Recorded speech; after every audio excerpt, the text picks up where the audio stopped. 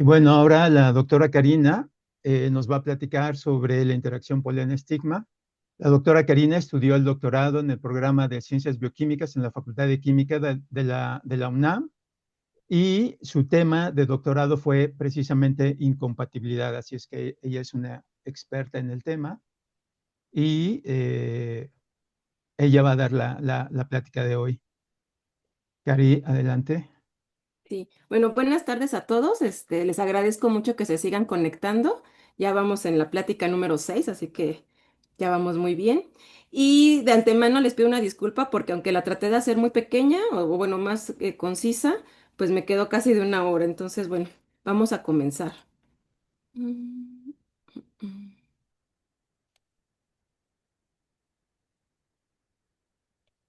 Ok, ujú.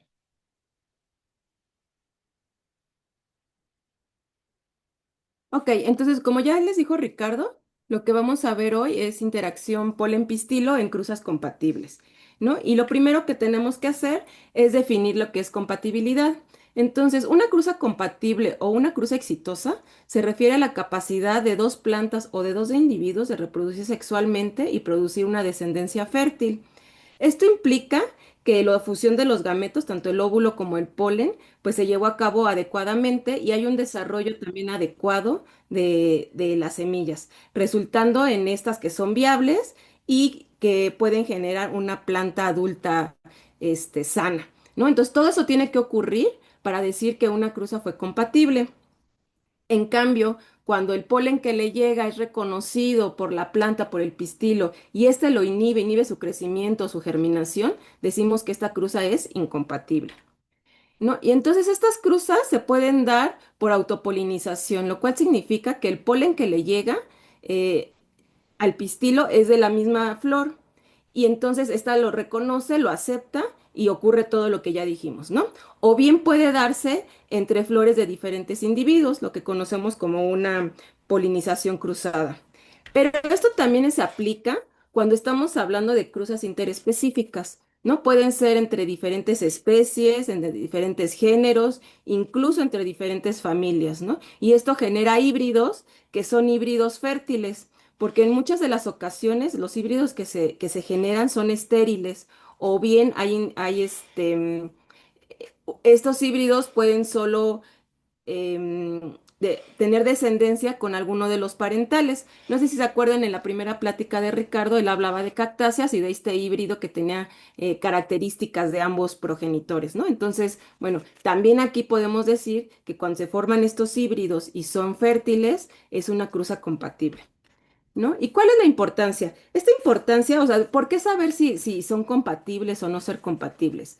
Eh, una de las más importantes tiene que ver con el mejoramiento vegetal y con el desarrollo de híbridos o de nuevas líneas, ¿no? Aquí, de este lado, del lado derecho, les muestro unas líneas de maíz, ¿no? Que aquí se forman muchos híbridos y esto lo que trata de hacer es generar líneas en donde hay rasgos que son deseables, ¿no? Por ejemplo, puede ser mayor tamaño, mayor dulzura, un mejor color, un grano más grande, etcétera, ¿no? Entonces, para esto tenemos que tener o saber que estas cruzas van a ser compatibles y que se puedan llevar a cabo.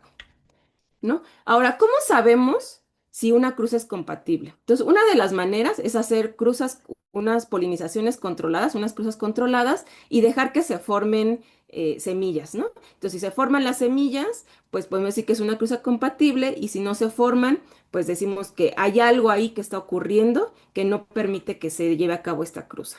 ¿No? Y otra forma, pues es igual hacer cruzas controladas a diferentes tiempos y observar los tubos polínicos, el crecimiento de estos tubos a través de tinciones, ¿no? Pueden ser tinciones fluorescentes como el azul de anilina o pueden ser inmunistoquímicas usando anticuerpos como el de anticalosa, ¿no? Más adelante vamos a ver qué es la calosa y por qué es importante. Aquí les dejo un protocolo, les muestro un protocolo que es el que usamos nosotros en el laboratorio para ver tubos polínicos. Entonces, aquí del lado derecho tenemos un corte donde se observan los tubos, están teñidos como de verdecito, aquí se los estoy señalando, tenemos en el centro el tejido, el haz vascular y alrededor el tejido de transmisión por donde van creciendo los tubos polínicos, ¿no? Entonces, al ver una muestra así, una imagen así, es totalmente, decimos que esto es una cruza compatible, ¿no? ¿Por qué? Porque los tubos polínicos crecen y llegan hasta la base del estilo. Muchas veces no alcanzamos a ver el ovario porque a veces los ovarios son muy grandes y no se pueden procesar bien, pero ya con que lleguen a la base, casi podemos decir que es una cruza compatible, ¿no? Aquí les muestro otros ejemplos que tienen que ver con otro tipo de cruzas. Por ejemplo, no sé si la semana pasada, como yo no entré, no sé si vieron algo de heterostilia, pero bueno, esto lo vamos a ver también en la siguiente plática. Y aquí la heterostilia, estas poblaciones presentan dos morfos florales, ¿no? Y entre ellas hay un sistema de incompatibilidad. Entonces se hacen diferentes cruzas para ver si estas son compatibles o no. Entonces, en este caso, las cruzas compatibles son aquellas que se dan entre los dos diferentes morfos. Esto lo que hace es favorecer la polinización cruzada. Entonces, lo que podemos ver en esta, donde estoy señalando, son los estigmas, ¿no? Y aquí vemos todo esto verdecito, son tubos polínicos. Entonces, vemos la cantidad de tubos polínicos que están creciendo y del lado izquierdo vemos la base del estilo. Entonces, aquí podemos decir que son cruzas compatibles. Del lado derecho de la parte superior les muestro unas cruzas interespecíficas. Esto es una cruza entre un híbrido de nicotianas por una nicotiana que es Nicotiana longiflora, ¿no? Y esta cruza, a pesar de que este es híbrido y esta es otra especie, es una cruza compatible. Pero esos estudios no solamente nos permiten identificar estas cosas, o sea, era lo que yo les decía, ¿cuándo decidimos hacer este tipo de estudios, ¿no? Por ejemplo, si nos dicen o si vamos al campo y vemos que no hay formación de semillas o que hay muy poquitas semillas, empecemos ahí como a pensar, ay, algo está pasando con la reproducción, ¿no? Entonces, una de las cosas que se nos viene a la mente así de primer momento, es decir, se me hace que puede haber un sistema de incompatibilidad, ¿no? Entonces hacemos cruzas para ver si eso es lo que está ocurriendo, ¿no? Si está inhibiendo o hay otro evento relacionado que ya sea como malformación de gametos, ¿no? Entonces, esta es otra especie con la que yo estuve trabajando, que es Cologania biloba, que es una leguminosa. Y esta planta en particular tiene flores casmógamas y cleistógamas, ¿no? Una flor casmógama es la que nosotros vemos, ¿no? Aquella que abre, podemos ver los pétalos abiertos, el pistilo, las anteras, ¿no? Están expuestos a los órganos sexuales. Y las cleistógamas, en cambio, no abren, ¿no? Y se lleva la polinización así en botón floral, algunas nunca abren, otras sí, y ahí pues la autopolinización es obligada, o sea, no hay de otra. Entonces, en esta planta, nosotros tratamos de ver cómo estaban los tubos polínicos y en la D, son flores en antesis, quiere decir que ya estaban abiertas, que ya pudo haber sido, se pudo haber realizado la polinización. Pero las demás son botones florales, no sé, sería preantesis, B una etapa intermedia y C una etapa jovencita, ¿no? Y entonces vemos que en la jovencita no hay tubos polínicos, pero en B y en C, por ejemplo, vemos que sí hay presencia de tubos polínicos, aun cuando la flor todavía no abre.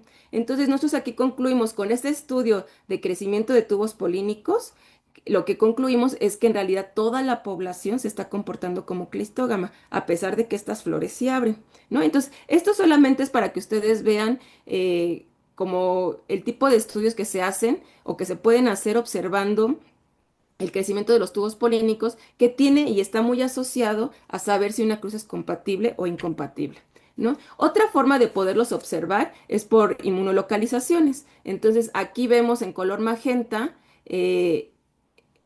está señalando la calosa, que es una parte importante de la pared de los tubos polínicos, y bueno, aquí en verde y en azulito son otras proteínas, ¿no? Pero bueno, así es como se vería en un corte. Ahora, ¿cómo definimos o qué es la interacción polen-pistilo?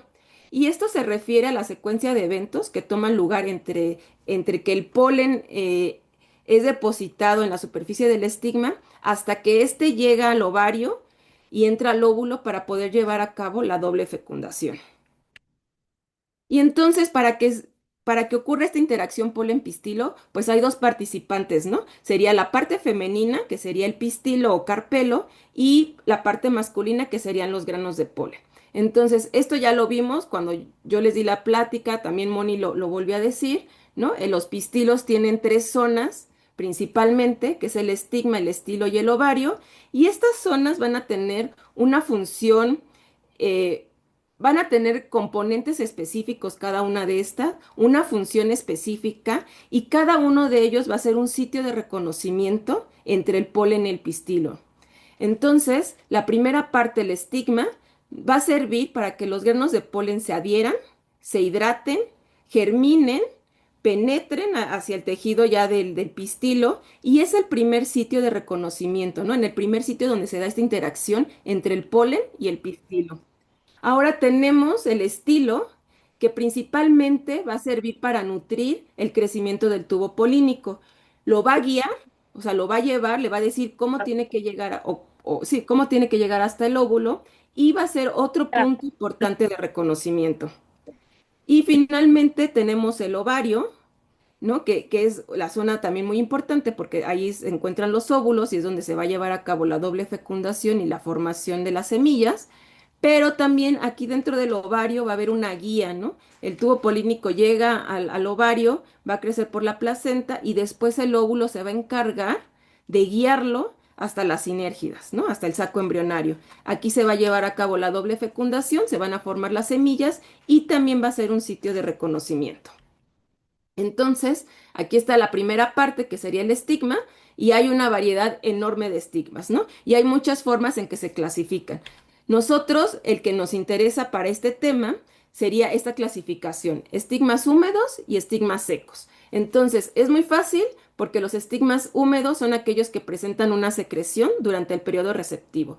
Yo me imagino que todos hemos visto una lili y las lili, aparte de que el carpelo es muy grande, el estigma es muy grande, pues vemos que produce una secreción enorme, ¿no? Hay veces hasta está chorreando, ¿no? Entonces, hay algunos otros casos en donde es difícil definir si es un estigma húmedo o un estigma seco, ¿no? Lo vemos al microscopio, en electrónico y decimos, ay, como que se ve algo, como que no se ve y ahí tenemos un poco de dudas, ¿no? Pero hay otras que es súper evidente que es un estigma húmedo. En cambio, los estigmas secos, pues son aquellos que no van a presentar esta secreción.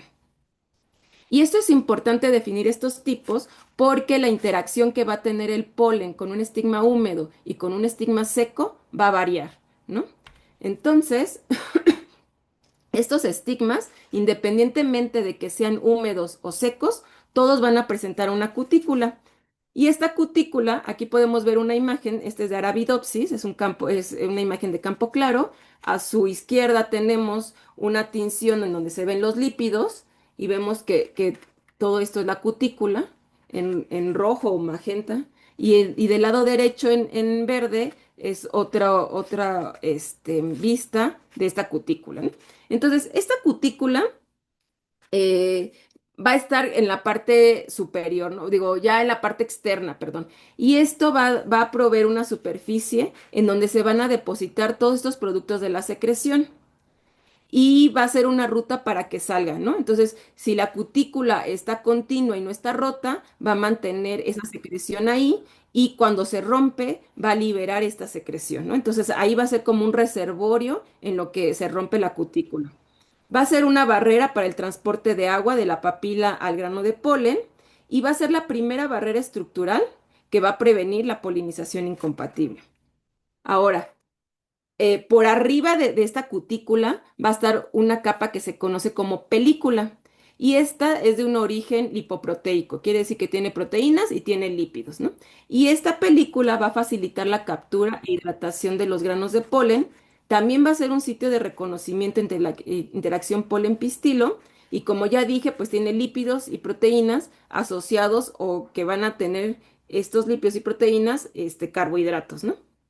Entonces, aquí en la parte inferior del lado izquierdo vemos una micrografía donde está un grano de polen y está una papila estigmática, ¿no? Y aquí vemos en colorcito como naranjita, es la pared de la papila estigmática y en azulito lo que nos muestra es la cutícula y la película. Y en magenta tenemos la cubierta del polen. Ahora, del lado derecho también es una micrografía de microscopía electrónica de transmisión y lo que vemos es la célula con su pared y esta flechita es su cutícula, que es la C, y esta flechita lo que nos señala es la película. Igual en la parte de abajo tenemos CW, que es la pared, la cutícula y la flechita que nos señala la película. Ahora, en el caso de los estigmas húmedos, este tejido que está por abajo de las papilas, que es un tejido glandular subepidérmico, es el responsable de la producción y la secreción de todo el exudado.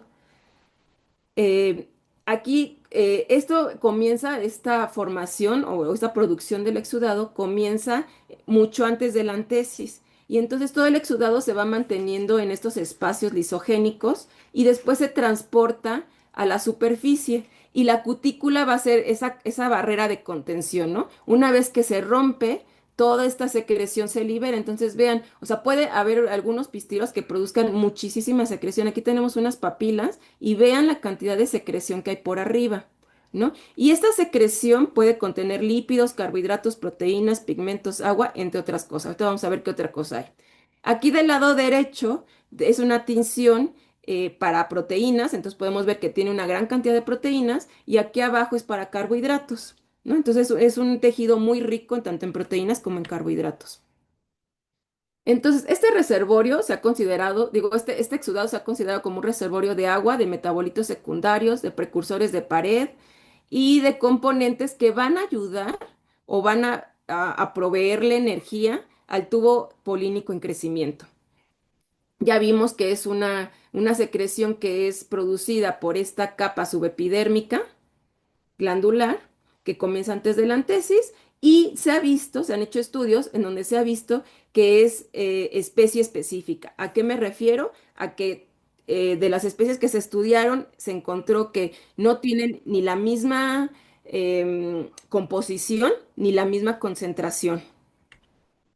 Ahora, ¿qué componentes podemos encontrar en el exudado? Lípidos, compuestos fenólicos, carbohidratos, aminoácidos, proteínas, azúcares, especies reactivas, iones de calcio, algunas enzimas como inhibidores de proteasas, quitinasas, cutinasas, proteínas relacionadas a patogénesis, compuestos fenólicos, ¿no? Entonces, eh, el exudado y el estigma tiene que tener componentes que no solo le van a ayudar a reconocer, a que germine, a que crezca el tubo polínico, sino que también está muy expuesto a ciertos patógenos, ¿no? Tiene muchos azúcares, entonces pueden llegar muchos insectos u otros organismos que quieran consumirlo. Entonces, por eso es que también tiene una gran cantidad de enzimas, ¿no? Ahora, se ha visto que esta superficie estigmática contiene especies reactivas de oxígeno, principalmente peróxido de hidrógeno, ¿no? Y también se ha visto que hay mayor concentración en estigmas no polinizados que los polinizados, ¿no? Aquí tenemos a Senecio y aquí a Arabidopsis. Y es una tinción que hacen específica para ROS. En cambio, en el grano de polen se ha visto que estas especies reactivas son del tipo de óxido nítrico. Entonces, aquí tenemos una tinción específica para esta. Y entonces se cree que hay una interacción entre las especies reactivas de oxígeno del estigma con el óxido nítrico de los granos de polen. Ahora, la otra parte importante del pistilo que juega un papel importante en esta interacción es el estilo.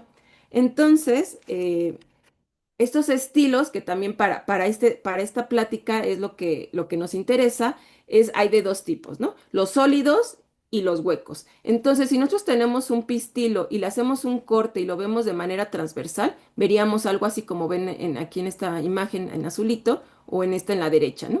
Y entonces aquí muy fácilmente podemos decir que es un estilo sólido porque no vemos ningún hueco, ¿no? Está el tejido de transmisión, está el córtex y está completo.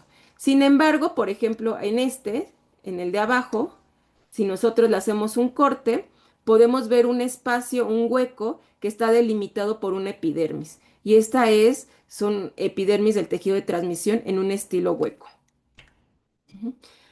Y bueno, finalmente también vamos a tener el ovario, que también tiene, ya hablamos de la importancia del ovario. Ahora, el otro participante para que se dé esta interacción serían los granos de polen. No voy a hablar mucho de los granos de polen porque ya tuvimos una plática donde Moni nos habló muchísimo de los granos de polen. Solo quiero recordar algunas cosas, ¿no? Y una de ellas es que está formada por una pared intina y una dexina, ¿no? La intina principalmente está formada por celulosa y la exina por esporopolenina. Y tenemos una cubierta del polen, que si se acuerdan, esta cubierta del polen estaba dada por las células del tapete de la pared delantera, ¿no? Y esta cubierta del polen se ha visto que tiene ceras, lípidos, compuestos aromáticos, proteínas, flavonoides, pigmentos, ¿no? Y entre sus funciones se destaca la protección de los granos de polen a las condiciones extremas, ¿no? Que no se desequen. Pero además está involucrada en procesos de reconocimiento y de adhesión, ¿no? Ya en la interacción polepistilo. Y además también en la hidratación y la germinación. Entonces aquí abajo, bueno, aquí son varias imágenes de granos de polen, pero la de aquí abajo, que es la que me interesa que vean, está la intina, en color como gris clarito, en negro está la exina, y esta parte de aquí que se ve como medio punteada, pues es la cubierta del polen, ¿no? Que es lo que también tiene importancia en la interacción polen-pistil. Ahora, esta interacción se le han asignado diferentes fases para su estudio. Entonces, la primera sería, una vez que llega el grano de polen, sería la captura y la adhesión. Esa sería la primera fase. La segunda sería la hidratación. Después vendría la germinación de los granos de polen. Una vez que germinan, pues crecen por estas papilas, pero tienen que penetrar al interior del estigma. Entonces, la siguiente fase sería la de penetración. Una vez que ya penetraron, pues tienen que crecer por todo el tejido del estigma, el estilo y el ovario hasta llegar al óvulo.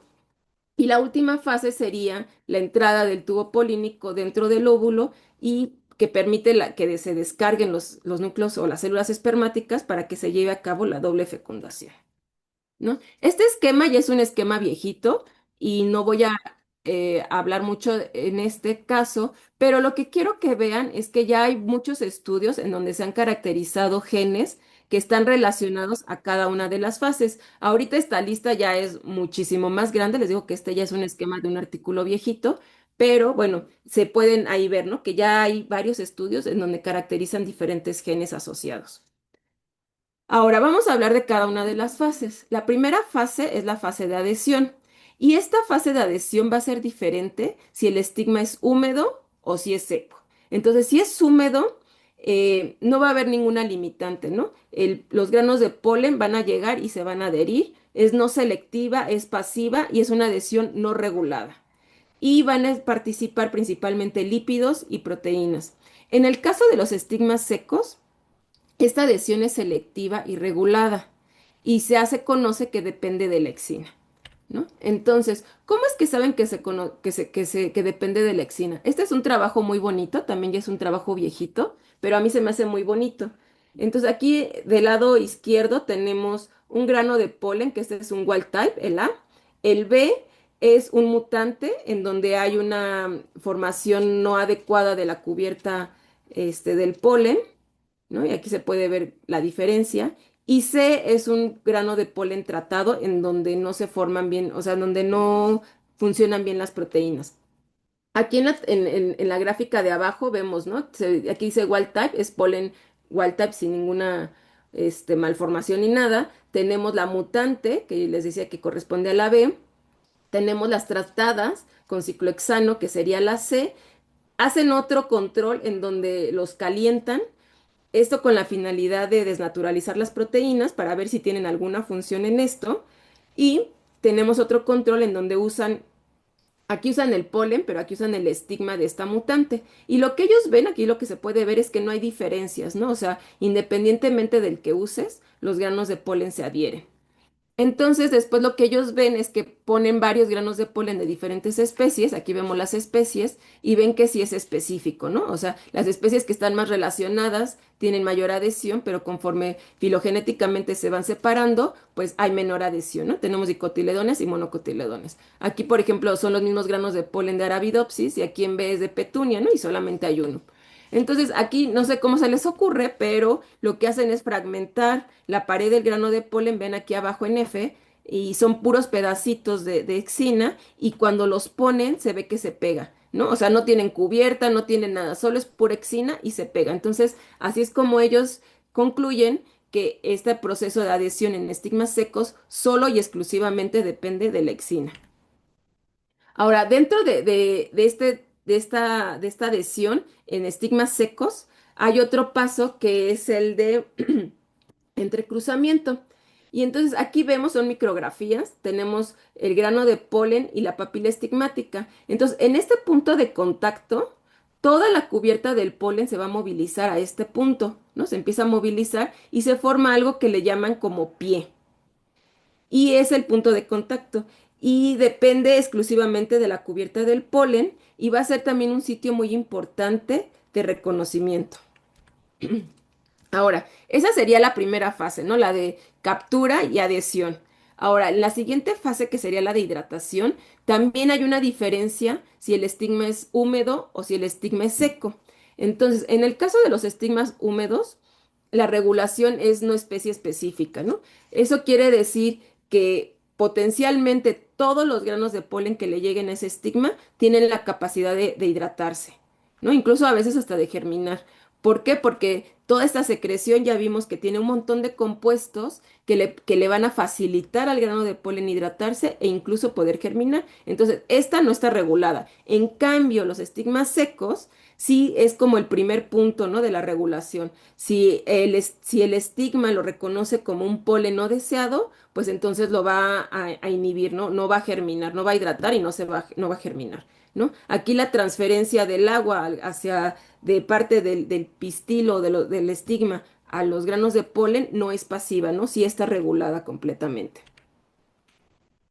Y entonces, en los estigmas secos, como quedamos que ese sí está regulado, aquí en esta zona de interacción se forman canales basados en lípidos y estos canales son los que van a promover el flujo del agua desde la papila hasta el grano de polen para que se lleve a cabo la hidratación. Ahora, algo importante de esta hidratación van a ser dos cosas a nivel celular. Uno, que se comienza en este momento y que se va a mantener durante todo el crecimiento del tubo polínico y que va a ser un punto clave entre una cruza compatible y una incompatible, es el gradiente de calcio que se forma.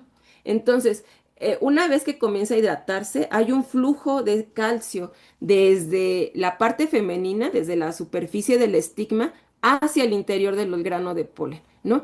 Este flujo de calcio va a permitir que se forme en el interior del grano de polen y después posteriormente en el tubo polínico un gradiente, ¿no? Y que esto va a ayudar a que se mantenga este crecimiento polarizado. Acuérdense que los tubos polínicos en su crecimiento se parecen un poco a las hifas de los hongos o a las raíces porque tienen un crecimiento polarizado. Pero además, este calcio no solamente va a tener esa función importante de mantener este gradiente, sino que además es un segundo mensajero. Y si ustedes se acuerdan, los segundos mensajeros pues pueden activar o inhibir muchísimas señalizaciones, ¿no? Muchas cascadas de señalización. Entonces, también va a actuar dentro del grano de polen y del tubo polínico como segundo mensajero, principalmente em, controlando la distribución del citoesqueleto de actina. Ahorita vamos a ver qué tan importante es el citoesqueleto de actina para el crecimiento del tubo polínico, ¿no? Aquí tenemos unas imágenes. Esta es una muy bonita. Vean, aquí está una célula estigmática. Ponen un grano de polen y ven, ¿no? O sea, miden aquí qué tanto cambia, ¿no? El grano de polen después de que se hidrata. Aquí en su parte derecha tenemos granos de polen em, no hidratados. Acuérdense que cuando se liberan, se liberan sin agua, desecados en una forma quiescente y después de la hidratación, ¿no? Y ahí, después de la hidratación, aquí en la parte de abajo, podemos ver a través de micrografías electrónicas cambios, o sea, cómo se ve el interior de los granos de polen. Entonces podemos ver que tienen un citoplasma muy denso, se alcanzan a ver perfectamente los organelos, ¿no? El retículo endoplásmico, la mitocondria, el Golgi, las vacuolas, los núcleos, ¿no? Imagínense en este estado, pues los núcleos están como apachurraditos y aquí ya se expandieron sus membranas, ya comienza la síntesis otra vez de RNA mensajero, la síntesis de proteína, la traducción, etcétera. O sea, ya toda esta parte metabólica comienza otra vez a funcionar, ¿no? Hay algunos cambios estructurales que se han identificado, se han descrito. Por ejemplo, para el algodón se ha descrito un rearreglo del retículo endoplásmico, que es lo que vemos aquí. Aquí el retículo se arregla de forma circular. Esto yo solamente lo encontré para esta especie. pero en otras, por ejemplo, se ve que ya hay formación de polisomas y un incremento en la actividad de los dictiosomas, ¿no? Esto tiene que ver ya directamente con la producción de proteínas, ¿no? Con la transcripción de proteínas. En el caso de la célula vegetativa y del núcleo de la célula generatriz, pues como les dije, se expanden estas membranas y hay una reducción en la frecuencia de los poros. Ujú. Ahora, en esta zona en donde va a germinar, o sea, la siguiente fase sería la de germinación del grano de polen. Entonces, ya la primera fase quedamos que era captura y adhesión, la segunda fase es la de hidratación, y en estas dos primeras fases es importante si es un estigma, o sea, son diferentes los mecanismos, si es un estigma húmedo o si es un estigma seco, ¿no? Esta tercera fase ya sería la de germinación del grano de polen, ¿no? Y aquí podemos ver cómo aquí apenas está saliendo, ¿no? El tubo polínico. Y en esta zona, pues hay enzimas que son importantes, ¿no? Y también esta germinación va a variar si el estigma es húmedo o si el estigma es seco. ¿Por qué? Porque en estigmas húmedos recordemos que la cutícula ya no es continua, se rompió para poder sacar toda esa secreción y eso va a ayudar de cierta manera al tubo polínico a que la penetración hacia el tejido estigmático pues sea más fácil. En cambio, en los estigmas secos, la cutícula sigue siendo continua y entonces tiene que haber enzimas encargadas de romper esta cutícula, ¿no? Entonces, por eso están las cutinasas y las pectinasas. Ahora, algo que va a ser bien importante para durante este proceso de la germinación es el citoesqueleto de actina, ¿no? De aquí en adelante, tanto como yo les dije, tanto el calcio como el citoesqueleto van a tener un papel fundamental en el crecimiento del tubo polínico y también en el rechazo del polen, ¿no? Porque se ha visto que hay cambios tanto en el gradiente de calcio como en el citoesqueleto de actina cuando la cruz es incompatible. Entonces, en la parte superior podemos ver el esquema de un grano de polen que digamos que apenas se está hidratando, ¿no? Entonces aquí vemos esquematizado los filamentos de actina con vesículas, ¿no? Unidos a vesículas. Acuérdense que estos citoesqueletos de actina es como un riel, ¿no? Va a mover vesículas, va a mover organelos, entonces es como si fuera el riel de un trenecito, ¿no? Se va a mover todo esto. Entonces, ¿y por qué son importantes también las vesículas? Imaginemos que ya va a salir el tubo polínico, que va a emerger el tubo polínico o que ya está creciendo el tubo polínico, ¿no? Entonces, ¿qué es lo que necesita? Un montón de membrana. ¿Quién le va a dar esa membrana? Estas vesículas. Entonces, por eso es que siempre van a estar asociados este citoesqueleto de actina a vesículas. Entonces, tenemos aquí un grano de polen, esquematiza un grano de polen donde apenas está hidratando y lo que aquí nos dice es que el citoesqueleto de actina pues está disperso, ¿no? En todo el citoplasma. Pero una vez que ya va a germinar, esto se va acomodando hacia el poro o hacia el colpo o hacia el punto, al sitio en donde va a emerger el tubo polínico. Ujú. Ahora aquí tenemos unas imágenes, hay unas tinciones fluorescentes para ver el citoesqueleto de actina y aquí podemos ver, ¿no? Aquí apenas está como empezando y se ve disperso. Pero una vez que ya comienza, ya que ya se identificó, bueno, que el grano de polen ya sabe por dónde va a salir, esto se va organizando y se va concentrando en el poro o en el colpo o en el sitio en donde va a emerger el tubo polínico. Ahora, hablábamos del calcio. Entonces, a esta es una tinción, se le conoce como tinciones radiométricas, que son fluorescentes y dependiendo del color, lo que nos muestra es la concentración. Entonces, tenemos azul, entre morado y azul en una baja concentración, verde y amarillo en una concentración mayor y naranja y rojo cuando es mucho mayor, ¿no? La concentración. Entonces, en un grano de polen hidratado, lo que vemos es que la concentración de calcio es como homogéneo en todo el citoplasma. Pero una vez que va a comenzar la germinación, se va asociando a los poros, ¿no? O a los sitios en donde puede germinar. Hay ocasiones, creo que eso también lo mencionó Moni, que a veces germinan no solo por un sitio, sino puede haber dos tubos polínicos en un mismo grano de polen. ¿Cuál se va a mantener? Pues es muy sencillo.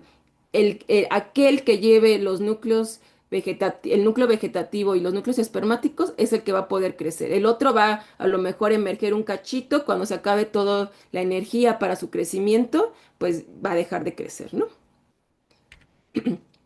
Y ese es un experimento también muy bonito, a mí me gusta mucho, porque vean, agarran una papila y le ponen un grano de polen y van siguiendo, ¿no? Entonces, aquí de este lado, de la parte izquierda superior, lo que vemos es el grano de polen desde que se empieza a hidratar y germina, ¿no? Entonces, aquí en rojo yo les muestro el momento en el que está germinando y vean, ¿no? De que tengan un color verde amarillo que es homogéneo, empieza a concentrarse en uno de los poros, que es exactamente en donde va a emerger el tubo polínico, ¿no? Y este cachito, si lo vemos en aumento, pues aquí es muy chiquito, pero ya se ve que hay un gradiente también en la parte apical, ¿no? Este gradiente se tiene que mantener en esta parte apical. Ahora, este gradiente de calcio no solamente se da en la parte masculina, sino vean aquí, tenemos aquí las papilas estigmáticas y vean que conforme va pasando el tiempo, también hay una mayor concentración en la zona de contacto entre el grano de polen y la papila. Acuérdense que yo les decía que cuando empieza la hidratación hay un flujo de calcio que este se lo da a la papila, ¿no? Entonces, aquí esto es lo que está ocurriendo, ¿no? Aquí la papila está sacando calcio, que es lo que el grano de polen está metiendo, ¿no? En su interior para tener este gradiente. Ahora, ya como a manera un poco de resumen, ¿qué es lo que pasa, no? Cuando se libera el grano de polen, pues está en una forma quiescente, es una célula quiescente, donde la actividad respiratoria es muy baja o ausente, y durante este proceso, pues hay almacenamiento de RNA mensajero, no hay producción de proteínas, solamente está almacenado, y hay polisomas y la maquinaria del splicing, ¿no? Esto tiene que ver ya con traducción de proteínas.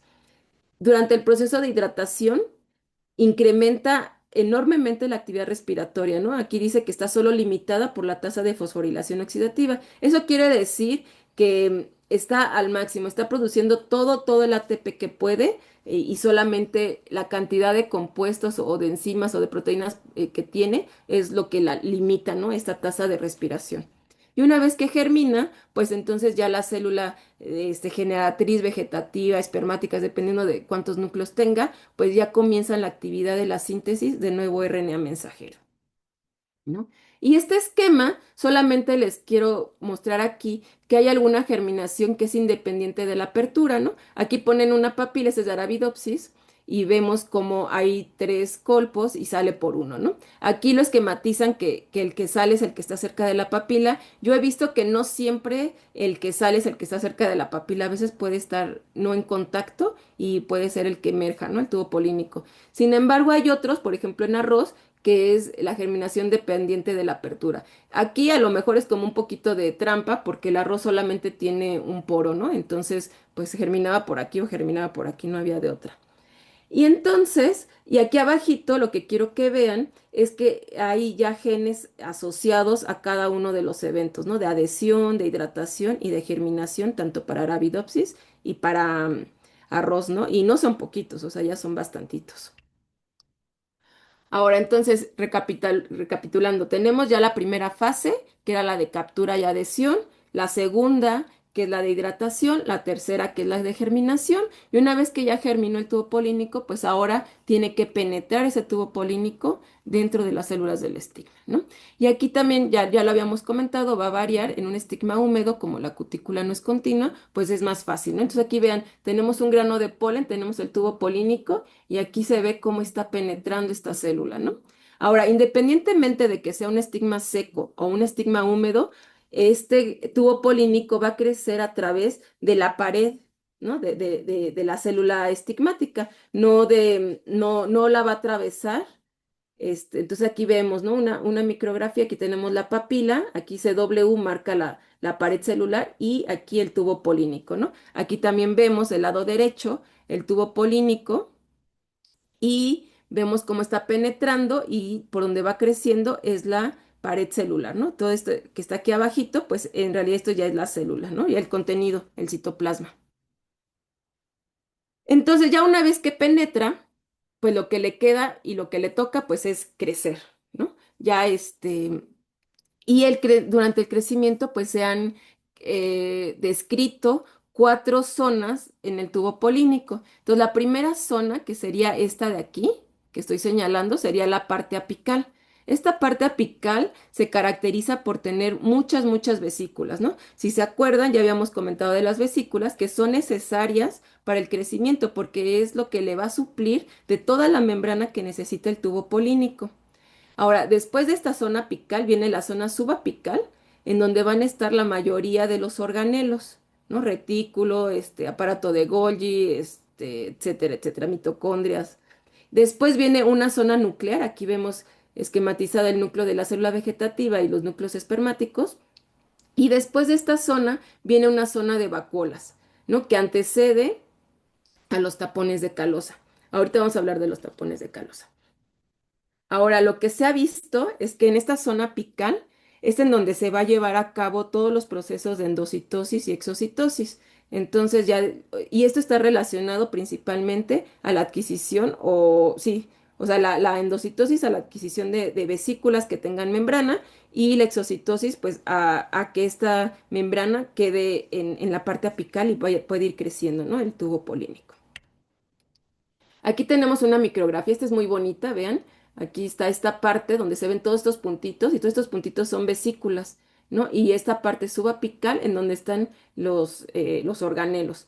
Ahora, el crecimiento se dice que se da como por zonas, ¿no? Dicen que hay una zona clara con una zona oscura. Entonces, durante la zona clara es cuando crece. Y esto se refiere a que en la zona clara es porque todas las vesículas ya se adosaron a la membrana y entonces ya no hay vesículas, entonces se ve como claro y después ahí es donde crece y después deja de crecer en lo que se vuelven a juntar estas vesículas y entonces se ven como esta micrografía y después otra vez estas vesículas se van hacia la parte apical y se ve una zona clara y así es como va creciendo, ¿no? Ahora, hay varios modelos. Antes, el modelo clásico decía que en la zona apical, solamente en la zona apical, era la zona de crecimiento, ¿no? Aquí era donde había los eventos de exocitosis y en la parte lateral era donde había endocitosis, ¿no? Pero también ahora ya se ha descrito modelos alternativos en donde se ve que en la parte apical y lateral hay endocitosis y la exocitosis solamente es como en una parte lateral. Ahora, hablábamos de los tapones de Kalos, el tubo polínico va creciendo y va formando estos tubos de Kalos, tubos, no, ay, se me fue, bueno, ay, tapones de calosa, ¿no? Entonces aquí podemos ver estos puntitos que serían los tapones y esto es bien importante porque imagínense que el tubo polínico si creciera, creciera, creciera y no formara estos tapones de calosa, sería una célula muy grande y energéticamente, pues para la planta es imposible, o para el grano de polen es imposible mantener esta célula tan grande. Entonces, muy cerca de la parte apical se forma estos taponcitos, va creciendo, forma otro taponcito y así. Y entonces al final solamente tenemos una parte del tubo polínico, que es la parte de la célula viva. Todo lo que está por arriba de los tapones de calosa, eso ya no está vivo, ¿no? O sea, vivo donde va el núcleo, los núcleos y los organelos y demás, ¿no? Y esto, nada más para que se imaginen, piensen en el maíz y piensen en los pistilos del maíz, ¿no? Cuando nosotros compramos un elote y le quitamos los pelos, esos pelos que le quitamos serían los pistilos. Entonces, ahora imagínense un tubo polínico de ese tamaño. O sea, energéticamente es imposible. Ahora, estos tapones de calosa, cuando tienen una morfología diferente, cuando son cruzas compatibles y cuando son cruzas incompatibles. En las cruzas incompatibles, regularmente o muchas veces, presentan como engrosamientos, ¿no? Se ven, o sea, no se ven así los puntitos, sino se ven engrosamientos muy, muy fuertes, ¿no? Y bueno, esto ya lo habíamos mencionado, pero lo quiero volver a mencionar, que durante el crecimiento del tubo polínico se mantienen estos gradientes, ¿no? Ya en la siguiente plática vamos a ver que cuando se rompe este gradiente, esta es una señal inequívoca de que el tubo polínico no es compatible y se da todo un proceso, una señalización para que sea rechazado. Entonces, es bien importante mantener este gradiente de calcio. No, y como ya habíamos visto, no solamente en el grano de polen, sino también en el tubo polínico, el citoesqueleto de actina va a formar o sea, es un componente tanto estructural como funcional súper importante para el crecimiento. Y va a estar, va a formarse de diferente forma dependiendo de las zonas, ¿no? Entonces aquí abajo podemos ver en la zona donde lleva las vesículas, que se forman solamente filamentos cortos, ¿no? Que son los que van a mover estas vesículas de la parte subapical a la parte apical. Ahora, terminando como esta parte subapical, tenemos estos filamentos que forman como un collar. Esto le da cierta estructura y sostén al tubo polínico. Y por atrás de ellos, donde están toda la parte de los organelos, va a haber haces del citoesqueleto de actina, ¿no? Y esto va a mantener un flujo retrógrado, ¿no? Entonces va a haber un movimiento de la parte más distal del tubo polínico hacia la parte anterior, hacia la parte apical, y luego por el centro va a regresar, ¿no? Entonces esto permite que haya una recirculación y que haya este movimiento tanto de vesículas como de organelos. Y aquí podemos ver el esquema, ¿no? Y se ven aquí los haces y los filamentos y esta parte que yo les digo como del collar, ¿no? Em, Otra cosa importante o que nos podíamos preguntar es cómo es que se da este crecimiento, ¿no? O sea, cómo van creciendo estos tubos polínicos en el tejido de transmisión. Y entonces aquí sí hay un poquito de diferencia si es un estilo hueco o un estilo sólido, pero hay dos proteínas implicadas, ¿no? Que son como las más importantes que pueden explicar un poquito esta adhesión y elongación.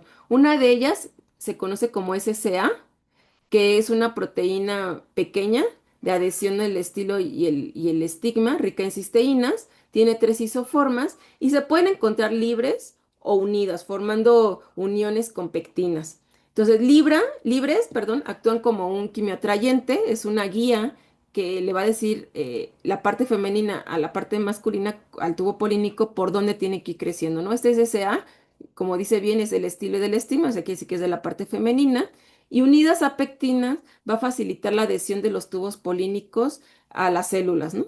Del tejido de transmisión. Es una proteína muy pequeñita, es de 9 kilodaltones, y bueno, el tubo polínico lo va a adquirir a través del tejido de transmisión cuando va creciendo. Y la otra proteína que es importante son las pectinas. Las pectinas forman parte de la pared celular, de todas las células, todas la tienen, pero hay de diferentes tipos, ¿no? Estas pectinas son un grupo muy heterogéneo de polisacáridos que son ricos en ácido galacturónico y que pueden llegar a formar estructuras muy complejas, ¿no? Una de las estructuras que es la menos compleja son los galacturonanos, y está formado por unidades de ácido galacturónico y estas pueden tener diferentes modificaciones. Aquí yo solamente les muestro grupos metilos y grupos acetilos que se le unen. Y entonces cuando tiene muchos grupos metilos se dice que esta pectina está esterificada. Y cuando tiene pocos grupos se dice que está deesterificada, ¿no? Metil deesterificada. Entonces, esto es importante que esté esterificada o que no esté esterificada, es importante porque le va a dar propiedades específicas a la pared celular.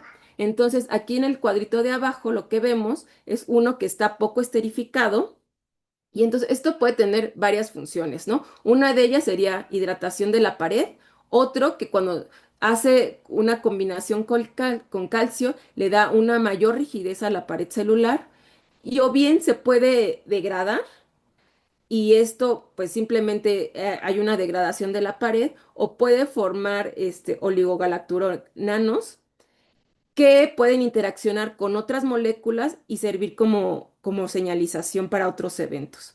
Entonces, estas pectinas realmente son importantes y el grado de metilación o de acetilación es importante para las propiedades de la pared celular.